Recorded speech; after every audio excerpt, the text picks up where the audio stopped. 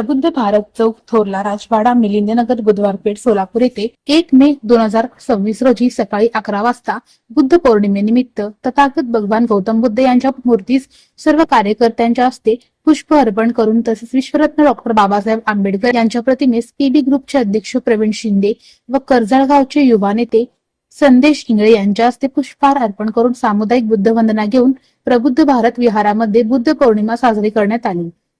सम्मा सम्बुद्धस्स नमो तस्स भगवतो अरहतो सम्मा सम्बुद्धस्स नमो तस्स भगवतो अरहतो सम्मा सम्बुद्धस्स बुद्धं शरणं गच्छामि धम्मं शरणं गच्छामि संघं शरणं गच्छामि द्वितीयंपि बुद्धं शरणं गच्छामि तृतीयंपि धम्मं शरणं गच्छामि। यावेळी लहान मुलांना पापा शेठ दायमा यांच्या हस्ते लाडू वाटप करण्यात आले। तसेच कामगार दिनानिमित्त सर्व कामगार वर्गास राष्ट्रवादी काँग्रेस पार्टीचे प्रदेश उपाध्यक्ष आनंददादा चंदनशिवे यांच्या वतीने शुभेच्छा देण्यात आल्या।